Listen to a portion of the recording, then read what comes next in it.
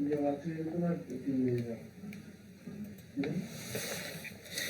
हिंद।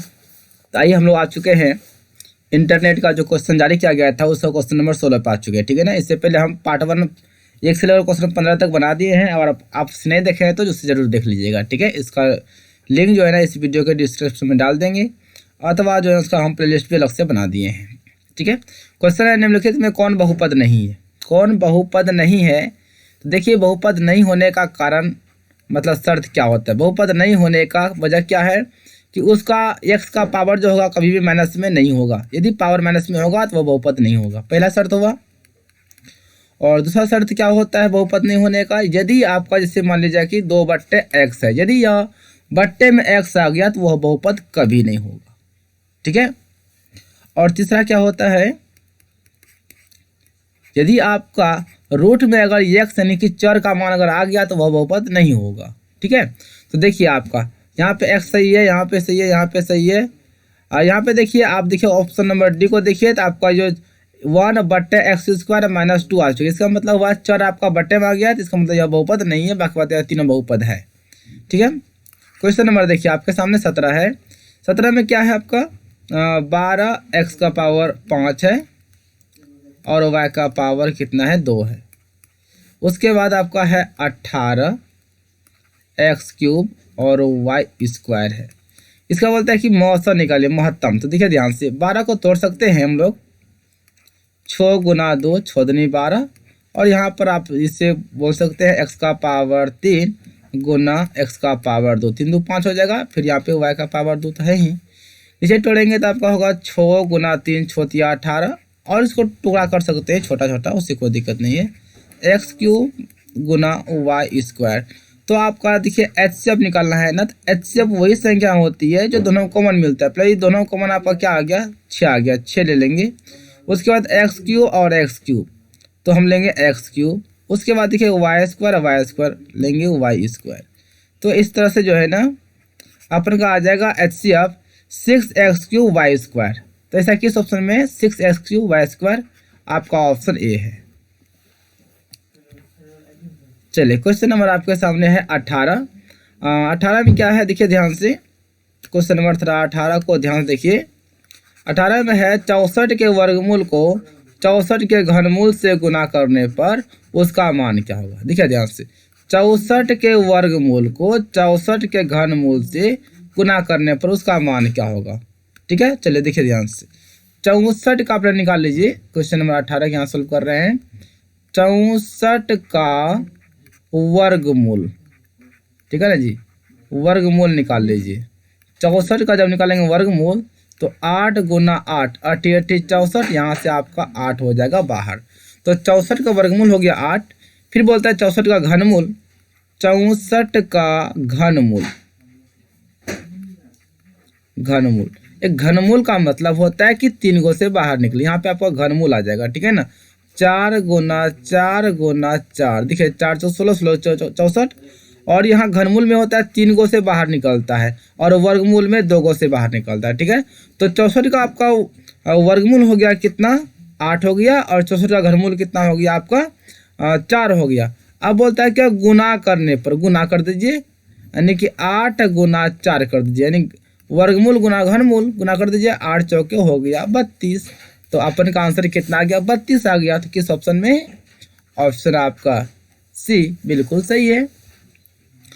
अब question number आइए आपके सामने 19 है। तो आइए यहाँ पे 19 को लेते हैं। 19 में क्या है कि 57 m का पावर 6 n का पावर 2 एवं, ठीक है,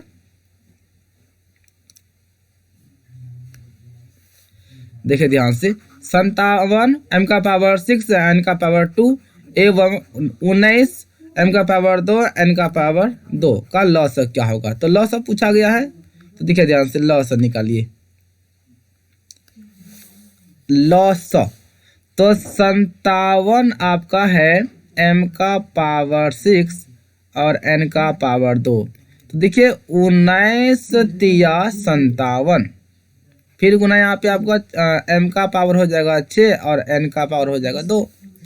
उसके बाद आपका है यहाँ पे 19 m² और n²। तो यहाँ पे लिखिए 19m² और n²। तो निकालेंगे क्या, लॉस, यानी कि लॉस का मतलब हो गया एलसीएम। तो लॉस निकालने से पहले देखिए ध्यान से लॉस से क्या होता है, जो दोनों में पहले कॉमन मिलता है, दोनों कॉमन आपका मिल गया 19। फिर दोनों में कॉमन क्या मिल गया आपका, देखिए यहाँ पे जो कॉमन मिलेगा ना उसका सबसे बड़ा पावर लॉस में आता है। देखिए m का पावर 2 है, m का पावर 6 है, m दोनों कॉमन मिल गया तो सबसे बड़ा पावर कितना है, 6 है, तो m का पावर 6 लिखेंगे। उसके बाद n का पावर 2, n का पावर 2 सेम है, तो n का पावर लेंगे 2, गुना कर दीजिए, आपका हो जाएगा 19 m का पावर 6 n का पावर 2। तो आपको इस तरह से एलसीएम आ जाएगा 19 m का पावर 6 n का पावर 2। तो किस ऑप्शन में है, 19। ओ सॉरी, जो मिला तो हुआ हो गया ना, लेकिन अभी बाकी है, जो नहीं मिलता है उसको भी लेते हैं ना। देखिए ध्यान से, अभी आंसर नहीं हुआ है, सॉरी। ये देखिए अब आपका 3 बाकी है ना, इसमें और 3 से गुना कर दीजिए, तो 19 क्या कितना हो जाएगा 57 m का पावर 6 और n का पावर 2। अब आपका यह परफेक्टली आंसर आ गया, ठीक है। तो 57 m का पावर 6 और n का पावर 2, ऑप्शन आपका जो है ना हो जाएगा बी। चलिए क्वेश्चन नंबर आप देखिए 20 को। 20 में क्या है आपका, √10/अंडर रूट आपका 15 बराबर है। तो इसे ये सॉल्व करते हैं। तो क्या है आपका, ऊपर में 10 है, नीचे में आपको कितना है जी 15 है। तो देखिए ध्यान से 2 गुना 5, 2 5 10 हो गया, और नीचे 3 गुना 5, 3 5 15। देखिए ऊपर भी आपका रूट में है, नीचे भी रूट में है, सीधा हम क्या एक ही रूट में लिख सकते हैं ना, 2 गुना 5 बट्टे 3 गुना 5। देखिए यहाँ पर भी ये दोनों रूट में है, यहाँ पर भी दोनों रूट में है, और यहाँ पर भी एक ही रूट में दोनों भर दिए, कोई दिक्कत नहीं है, चलेगा इतना, मतलब ना लिख सकते हैं, चलेगा नहीं लिख सकते हैं। तो आपका बच गया कितना 2/3। तो इसको हम ऐसे भी लिख सकते हैं ना, √2/√3 है ना। तो आपका √2/√3 किस ऑप्शन में है, √2/√3 ऑप्शन आपका डी में है, ठीक है। आराम से देखिएगा, समझ में बिल्कुल आ जाएगा। क्वेश्चन नंबर 21 है, 21 पे देखिए ध्यान से, क्या क्वेश्चन कि √5 गुना √10, तो गुना कर दीजिए, 10 5 हो गया 50, इसको और तोड़िए, तो हो गया 5 गुना 5 5 25, 25 गुना 2 25 गुना 50, यहाँ से 1 5 हो जाएगा बाहर, और रूट में रहेगा 1 2। तो आपका आंसर आ जाएगा 5√2, 5√2, यानी ऑप्शन आपका ए बिल्कुल सही है। चलिए अब आते हैं क्वेश्चन नंबर आपका 22 है। 22 में देखिए ध्यान से, देखिए ना, इसको तोड़ दीजिए ना, 20 है ना, तो 20 को तोड़ दीजिए, तो 2 दूने 4, 4 5 20। चलिए इसको भी एक ही रूट में तोड़ देते हैं, 15 को, 3 गुना 5, 3 5 15। अब देखिए यहाँ से पहले तो आपका 1 2 बाहर हो गया, फिर यहाँ से देखिए 1 5 बाहर हो गया, रूट में क्या रह गया 3, तो 2 5 10, रूट कितना हो गया 3, यही आपका आंसर हो जाएगा 10√3, 10√3, यानी ऑप्शन आपका 20 सही हो जाएगा, ठीक है। चलिए आगे बढ़ते हैं। यहाँ क्वेश्चन नंबर 23 है। तो देखिए आपका दिया गया है क्वेश्चन नंबर 23, देखिए ध्यान से, 23 में क्या दिया गया है, √3 tan थीटा बराबर आपके सामने है 3 sin थीटा, ये मान दिया गया है।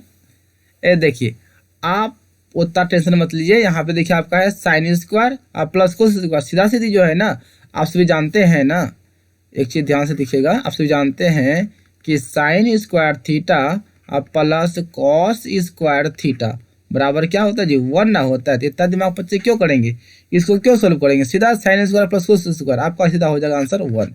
ऐसे भी इसको भी सोल्व कीजिएगा ना, देखिए इसको कैसे सोल्व कीजिएगा, इस तरह से आपका जो है ना क्या है, इधर √3 है ना, यहाँ पे देखिए आपका क्या है 10 है, 10 को लिखेंगे हम लोग sin थीटा बटे लिखेंगे cos थीटा, बराबर इधर क्या है हमारा 3 sin थीटा।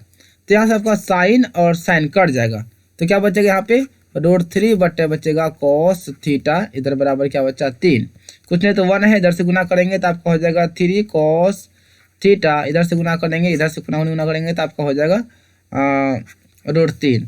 तो cos थीटा बराबर आपका √3 बटे यहाँ पे आपका हो जाएगा 3। यहाँ आप अंश का परिमेय कर दीजिए, अथवा सीधा सीधे जो है ना कोस का आपका लिख दीजिए आधार बटे कर्ण। यहाँ से आधार और कर्ण निकाल लीजिए, ठीक है। लिखिए आधार आपका हो गया √3 और कर्ण आपका हो गया कितना 3।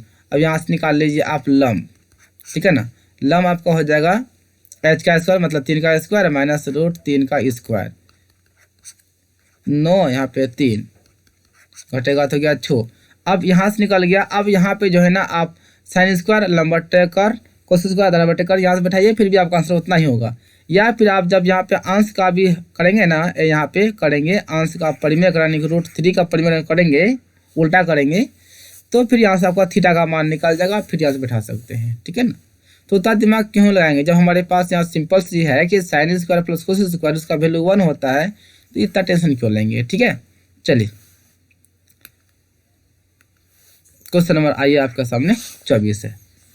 24 क्या है देखिए ध्यान से। क्वेश्चन नंबर 24 क्या है कि tan 15 डिग्री, उसके बाद tan 20 डिग्री, उसके बाद tan 70 डिग्री और tan 75 डिग्री, ठीक है। देखिए ध्यान से tan 15 डिग्री, tan 15 तो सोचिए 15 में कितना जोड़ेंगे ताकि हमारा पूरा जाएगा 90, तो 15 और 75 आपका हो जाएगा 90, तो यहाँ लाएंगे हम कितना tan 75 ताकि पूरा कोण पूरना चाहिए ना। फिर उसके बाद tan होना चाहिए कितना 20 डिग्री है, उसके बाद tan कितना है आपका 70 डिग्री है, ठीक है। देखिए आपका tan जो यहाँ लिख दीजिए tan 15 डिग्री, tan 75 जो है ना यह हमारा कोट 15 के बराबर होता है, ठीक है। फिर आपका tan इधर 20 डिग्री है, फिर आपका tan 70 जो है ना यह कोट जो है ना 20 डिग्री के बराबर होता है, ठीक है ना। तो यहाँ से आपका tan इंटू कोट आपका हो जाएगा 1, यहाँ पे tan इंटू कोट यहाँ पे हो जाएगा 1, 1 गुना 1 तो आपका हो जाएगा 1, तो आंसर आपका हो जाएगा 1, यानी कि आपका ऑप्शन डी बिल्कुल सही है। क्वेश्चन नंबर 25 देखिए।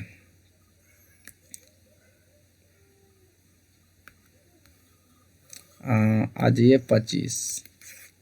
25 में है tan 10 डिग्री, tan 18 डिग्री, क्या है tan है 10 डिग्री, tan है 18 डिग्री, tan है 80 डिग्री, फिर tan है 72 डिग्री, ठीक है।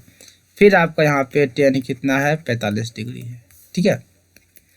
देखिए tan आपका 10 डिग्री है, तो 10 में कितना जोड़ेंगे 90 पूरे का, तो 10 में 80 जोड़ेंगे, यानी कि यहाँ tan आपका 80 है, तो यह tan 80 जो है ना इसको बगल में लिख देंगे tan 80। उसके बाद आपका tan 18 डिग्री है, फिर आपका tan 72 डिग्री है, और tan 45 का मान लिख दीजिए 1। यहाँ पे tan आपका 10 डिग्री है, और tan 80 जो है ना यह आपका कोट 10 डिग्री के बराबर होगा। फिर आपका tan है 18 डिग्री, फिर यह जो है ना कोट हो जाएगा कितना 72 है ना, तो आपका हो जाएगा कोट 18 डिग्री, ये यहाँ पे गुना में है। अब देखिए tan इंटू कोट आपका हो गया 1, और tan इंटू कोट यहाँ पर भी हो गया 1, और यहाँ पे गुना आपका 1 तो है ही, तो 1 गुना 1 गुना 1, तो आपका आंसर हो जाएगा 1, यानी कि आपका आंसर 1 आ गया। 1 का मतलब हो गया आपका ऑप्शन बी। अब देखिए क्वेश्चन नंबर आ जाइए, चलिए इसमें लेते हैं ये वाला क्वेश्चन 26 देखिए ध्यान से। 26 में क्या है, tan आपका देखिए 20 डिग्री है और tan 70 डिग्री है। तो सिंपल सी बात है कि tan आपका 20 डिग्री है, और tan 70 जो है ना यह कोट 20 के होता है बराबर। उसके बाद tan सॉरी यहाँ प्लस है,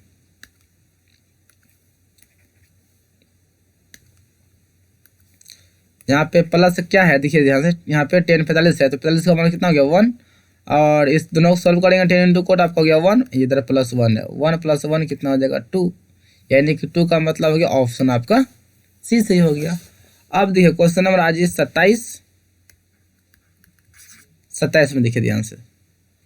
10 में क्या है साइन 45 डिग्री का मान, इसका मान होता है 1/√2 इंटू कोस 45, इसका भी मान होता है 1/√2। एक मिनट रुक जाइए, आपको पहले हम यहाँ से इसको इरेज कर दें ताकि दिक्कत ना हो।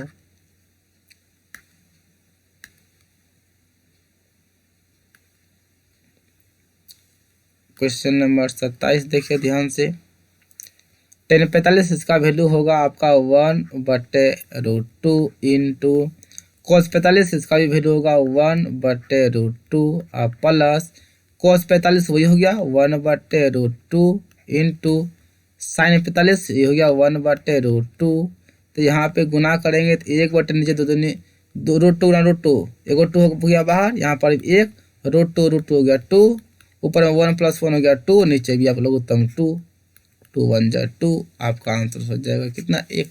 ठीक है, एकदम बारीकी से देखिएगा, बिल्कुल समझ में आ जाएगा। क्वेश्चन नंबर 28 है कि 28 में है कि P sin 30 डिग्री, P और sin 30 का वैल्यू हो जाएगा 1/2 माइनस फिर P है इंटू cos 60 का वैल्यू होता है 1/2। यहाँ पे गुना करेंगे तो P गुना 1 हो गया P/2, यहाँ पर भी P/2 हो गया 2। तो यहाँ से घट गया तो क्या हो गया आपका आंसर 0, यानी कि ऑप्शन ए। क्वेश्चन नंबर देखिए आपके सामने जो 29 है, बहुत ही लाजवाब क्वेश्चन है कि एक 6 मीटर लंबे पेड़ की पृथ्वी पर छाया 6.3 मीटर लंबी है तो सूर्य का उन्नयन कोण क्या होगा। देखिए ए मान लीजिए आपका कोई क्या है, मान लीजिए ए और बी कोई पेड़ है, ठीक है, और इसका छाया जो है नीचे बन रहा है आपका, ए हो गया, बी से सी छाया बन गया। यहाँ पे सूर्य देवता है, यहाँ पे सूर्य है, ठीक है ना, इसका उन्नयन कोण यहाँ पे बनेगा, इधर से ये हो गया उन्नयन कोण। मान लीजिए कि कोण कितना बन गया, थीटा बन गया उन्नयन कोण, ठीक है ना, यहाँ पे 90 डिग्री है। तो देखिए पेड़ की जो लंबाई है वह कितना 6 मीटर लंबा पेड़ है, और उसका छाया जो है ना, छाया हमेशा नीचे बनता है 6.3 मीटर है, ठीक है ना।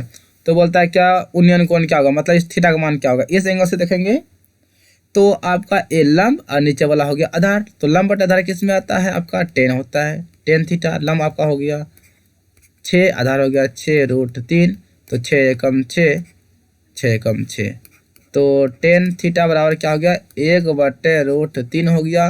और 10 थीटा बराबर, या 10 जो है ना आपका 1/√3 या 30 डिग्री का मान है, तो निष्पत्तियाँ बराबर, तो आपका थीटा का वैल्यू कितना हो जाएगा 30 डिग्री हो जाएगा, यानी सूर्य का उन्नयन कोण कितना हो जाएगा आपका 30 डिग्री हो जाएगा। चलिए क्वेश्चन नंबर आइए 30। एक पोल की लंबाई 10√3 मीटर है तथा उसकी छाया 10 मीटर है तो उसका उन्नयन कोण क्या होगा। देखिए कोई पोल है, चलिए यहाँ इसको सॉल्व करते हैं। मान लिया जाए या कोई पोल हो गया, ये छाया हो गया, मान लिया कि ए और बी पोल हो गया, ठीक है, थोड़ा फिगर गड़बड़ हो रहा है। तो ये नीचे छाया हो गया, पोल की जो लंबाई है वह है 10√3 मीटर है, उसके छाया जो नीचे बनता है वह है 10 मीटर, तो उन्नयन कोण क्या होगा। ये देखिए यही सूर्य का उन्नयन कोण यहाँ पे बनेगा, इस एंगल से ABC, इस एंगल से लंब हो जाएगा नीचे आधार, तो हो जाएगा 10 थीटा, लंब हमारा हो गया AB, आधार हो गया अपन का BC, तो 10 थीटा बराबर आपका AB हो गया 10√3 और BC आपका हो गया 10, 10 से कम 10 कट गया। और देखिए आपका 10 थीटा बराबर √3, यानी कि बोल सकते हैं 10 थीटा, और यह 10 कितना डिग्री का मान है मेरे शेर, यह 60 डिग्री का मान है, तो थीटा का वैल्यू कितना हो जाएगा 60 डिग्री, यानी कि सूर्य का उन्नयन कोण कितना हो जाएगा 60 डिग्री हो जाएगा, ठीक है। अब क्वेश्चन नंबर 31 देखिए। एक 12 मीटर ऊंचे वृक्ष की छाया 8 मीटर लंबी है, उसी समय एक खंबे की छाया की लंबाई जो है ना आपका 10 मीटर है, तो खंबे की ऊंचाई क्या थी। देखिए एक ही समय में दो चीज बन रहा है, यहाँ देखिए थोड़ा ध्यान से, थोड़ा फिगर पे ध्यान दीजिएगा, ये 90 बन रहा है, ठीक है ना। मान लिया ABC, ये आपका मान लिया कोई क्या है वृक्ष है, यह क्या है हमारा, यह हमारा वृक्ष है, इसकी ऊंचाई है 12 मीटर, इसकी छाया जो है वह बनता है 8 मीटर, 12 मीटर और ये 8 मीटर। और उसी समय और एक जो खंबा है, मान लीजिए यहाँ पे खंबा है, उसी समय, ठीक है ना, और इसका मान लीजिए P Q, इसको मानते R, 90 बन रहा है, तो इसका छाया जो है ना एक खंबे की 10 मीटर, उसी समय एक खंबे की छाया, खंबे की यहाँ पे हो जाएगा छाया 10 मीटर है, तो खंबे की ऊंचाई क्या होगा? तो सॉरी 10 नहीं 100 है, 100 मीटर है, खंबा की ऊंचाई क्या है? एच मान लिए। याद रखिएगा कि जब एक ही समय कौन बनेगा ना, एक ही टाइम का बात बोलेगा, एक ही समय छाया बन रहा है, तो दोनों का एंगल आपस में क्या होगा? बराबर होगा। इसका मतलब दोनों त्रिभुज आपस में क्या होगा? समान, सर्वांग सम होगा, सॉरी समरूप होगा। क्या होगा? समरूप होगा। जब दो त्रिभुज समरूप होता है उनके संगत भुजाएं समानुपाती होती है, अर्थात बोल सकते हैं कि यहाँ पे बोल सकते हैं कि त्रिभुज ए बी सी समरूप है त्रिभुज पी क्यू आर, और समरूप है तो संगत भुजाएं समानुपाती होती है, यानी कि बोल सकते हैं ए बी इसका लंब, तो इसका लंब पी क्यू, इसका आधार बी सी, तो इसका आधार क्यू आर समानुपाती हो जाएगा, है ना। तो ए बी आपका है 12 और यह आपका है एच, और ये इधर जो है ना बी सी है 8 और यह है 100। चलिए 4 एकम 4 और 4 दूनी 8 और 4 तिया 12, यहाँ से 2 एकम 2, 50 दूनी हो गया 100। तो ए गुना एच करेंगे तो एच हो जाएगा, यहाँ से 3 गुना कर दीजिए 50, 50 तिया कितना हो जाएगा? 150 मीटर। 150 मीटर किस ऑप्शन में है? 150 ऑप्शन आपका सी में है। ठीक है, आगे चलते हैं।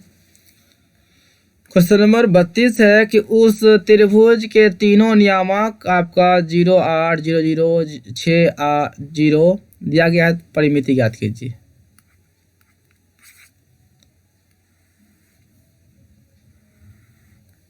ए मान लिया जाए कोई त्रिभुज है, ए है, बी है और सी है, इसका नियामक 0 और 8 है, इसका नियामक 0 और 0, उसके बाद यहाँ पे 6 और 0। अरे बहुत ही सिंपल है, निकालना है परिमिति। पहले आपको बता दो कि परिमिति जो होता है ना, परिमिति कोई भी आकृति है वो होता है भुजाओं का योग, भुजाओं का योग होता है। परिमिति मतलब वो भुजाओं का योग, तो हमेशा भुजा निकालना पड़ेगा। तो आइए निकालते हैं पहले ए बी। था देखिए तो ए बी को थोड़ा गौर से देखिए, यहाँ देखिए ए बी, मेरा कर्सर को देखिए ए बी, यहाँ पे मूल बिंदु यहाँ हो गया ना, मूल बिंदु, फिर यहाँ पे तो मूल बिंदु से सीधा निकालिए दूरी x square Y square, X square plus Y square निकालिए, तो हमारा हो गया सीधा एक्स स्क्वायर वाई स्क्वायर, तो एक्स हो गया हमारा 0 का स्क्वायर, वाई हमारा हो गया 8, 8 का स्क्वायर, 0 है फिर कोई दिक्कत नहीं, 8 8 64 हो गया, यहाँ से 8 हो गया बाहर। ए भी हो गया। अब निकाल लेते हैं बी सी। देखिए बी से सी, देखिए बी सी निकालेंगे तो यहाँ पे हमारा मूल बिंदु बन गया 0 0, सीधा करेंगे 6 का स्क्वायर जोड़ 0 का स्क्वायर, मूल बिंदु का दूरी नहीं होता है एक्स स्क्वायर वाई स्क्वायर, सो जाकर 36, 36 से क्या होगा 6 बाहर। अरे मजा आ गया। अब निकालेंगे ए सी, तो ए से सी, देखिए ए सी यहाँ पे मूल बिंदु नहीं हुआ, ठीक है, तब यहाँ पे चलेगा कि x घटेगा x में, यानी कि 6 में घटेगा 0, होता है ना x1 माइनस x2, उसके बाद 0 में घटेगा 8, इतना आप लोग समझ नहीं सकते। सोचा के हो गया 36 और घटेगा तो 8 हो गया 64। और देखिए जोड़ेंगे तो कितना होगा भाई आपका 100, 100 से 10 हो गया बाहर, निकाल लीजिए परिमिति। अब निकालेंगे क्या? परिमिति, समझ रहे हैं ना, ऑब्जेक्टिव इसलिए आपको हम फास्ट में बता रहे हैं। परिमिति भुजाओं का योग, यानी कि A B plus B C plus A C, सब भुजा को जोड़ देंगे, तो ए बी का मान आया है 8, तो 8 लीजिए, बी सी आया है आपका 6, तो लिखिए 6, और आपका ए सी आया देखिए 10, तो लिखेंगे 10। तो 10 8 18, सॉरी 8 14 सीधा लिखिए, 18 2 20 4 24, सीधा हटाइए 24 इकाई, 24 इकाई किसमें है? ऑप्शन डी में है। और देखिए तो क्वेश्चन नंबर जैसा कि हमारा 32 है ना, वैसा ही तो 33 है। देखिए मस्त हिसाब है, सेम सवाल है, 0 3 0 0, फिर यहाँ पे भी है 4 0 है, उसकी परिमिति क्या होगी? अगर आपको यह हिसाब 32 नंबर अगर समझ में आ गया होगा ना, तो आप 33 नंबर जो है ना, इसका आप बना के ना, इसको बना के, ठीक है ना, कमेंट्स में इसका आंसर कीजिएगा। कमेंट बॉक्स में इसका आंसर कर दीजिएगा, देखते हैं कितने लोग करते हैं। चलिए क्वेश्चन नंबर आ जाइए आपके सामने, 34 है। हाँ तो ये तो थेल्स पर में आ जाएगा ना आपका। सीधा जो है ना, सीधा बोलेंगे AP बटे PB, उसके बाद AQ बटे QB, तो निकालना क्या, QC ना, AQC, और B नहीं है, फिर C है ना, C है। अरे ओ क्या धरा गया भाई, इरेजर चाहिए ना। चलिए तो AC हो गया, उसके बाद QC नीचे, QC है, तो AP आपका 2 है, यहाँ पे 6 है और यहाँ पे AQ आपका 4 है, और QC तो कुछ नहीं है, तो 2 एकम 2, 2 दूनी 4, इधर से गुना करेंगे तो आपका हो जाएगा QC, और 6 दूनी आपका हो जाएगा 12 सेंटीमीटर इकाई, जो भी है 12, यानी आपका आंसर हो जाएगा A। चलिए आगे बढ़िए। क्वेश्चन नंबर 35 है कि दिए गए त्रिभुज में PQRS एक चक्रीय चतुर्भुज है जो O केंद्र वाले से पूर्णतः ढका हुआ है, तो PR प्लस P का मान क्या होगा। कोण R प्लस P का मान क्या होगा। देखिए चक्रीय चतुर्भुज के सम्मुख कोणों का योग होता है 180 डिग्री, याद रखिएगा। चक्रीय चतुर्भुज के सम्मुख कोणों का जो योग होता है वह होता है 180 डिग्री, याद रहेगा ना। चक्रीय चतुर्भुज के सम्मुख कोण योग होगा 180 डिग्री, तो यानी कि हम बोल सकते हैं कोण P प्लस कोण S हमारा 180 होगा, या फिर बोल सकते हैं कोण R प्लस कोण Q हमारा 180 होगा। बस इतना ही टर्म निकलेगा, उससे बेसी नहीं निकलेगा इसमें। तो कोण R प्लस कोण P बोला है ना, R प्लस P नहीं, यहाँ पे मिस्टेक कर दिया है, R प्लस P नहीं बोलेगा, चाहे वो R प्लस Q बोल सकता है या वो P प्लस S बोल सकता है, कहीं ना कहीं यहाँ पे मिस्टेक है। तो आप यहाँ पे लिखिए R प्लस Q लिखिए, ठीक है ना। R प्लस Q का मान क्या होगा, तब आपका हो जाए 180 डिग्री, क्योंकि सम्मुख कोण योग कितना होना चाहिए, 180 होना चाहिए, ठीक है ना। बिल्कुल आपको यह चीज़ हम सही बताएं, गलत नहीं बताएं, आप कहीं भी जांच कर सकते हैं, कहीं डाउट ना होना चाहिए, ठीक है ना। तो आपको हम क्या बताएं, चाहे तो वह P प्लस S पूछेगा या R प्लस Q पूछना चाहिए, बस यही सी 2 ऑप्शन में कोई ऑप्शन पूछेगा। यहाँ पे जो पूछा है ना R प्लस P, यह गलत है, ऐसा कुछ सवाल में नहीं है। चलिए क्वेश्चन नंबर 36 है कि अर्धगोले का आयतन क्या होगा। सिंपल है, 2/3 पाई क्यू है ना।